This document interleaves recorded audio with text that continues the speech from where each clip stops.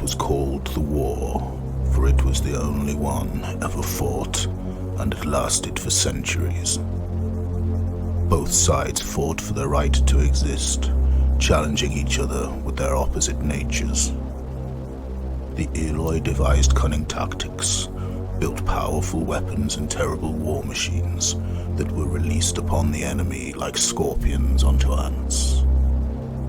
The Morlocks swarmed the proud cities like a tide, ravaging everything in their path, displaying neither doubt nor pity in their relentless onslaught. As desperation grew and hope wore thin, oaths were broken, senses were dulled, and strange and dangerous artifacts were abused. Powerful crystals were shattered, trampled by ignorance, unleashing their distorting energy across the realm.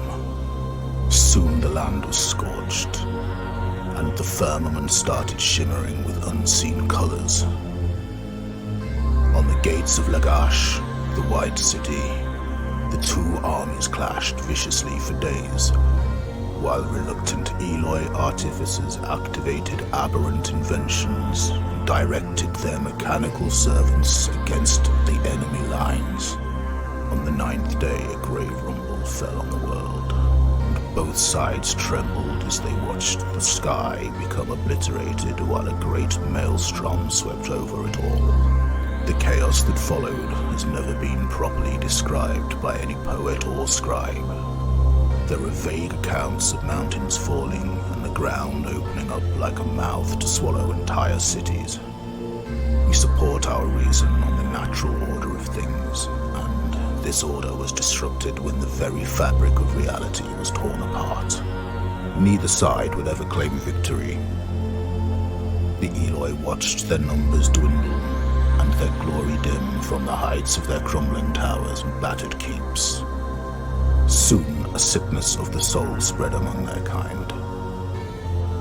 They called it the Gloom, and it claimed the lives of their elders and champions indiscriminately. They could find no purpose. Their hunger for knowledge had lost its meaning. Meanwhile, the Morlock retreated like wounded beasts to the solace of their deep caves. Decimated by the armament and technology of their enemy, they waited fearfully for a death stroke that never came.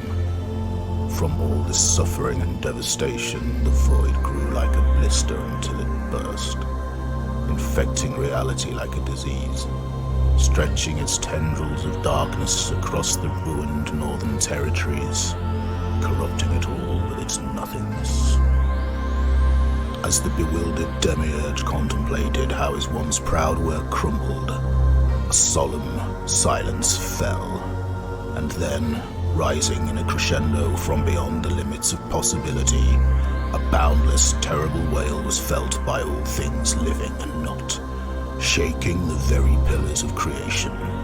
And just before retreating forever to unknown sidereal regions, its cosmic finger signaled the broken realm. Once again, man was allowed to be.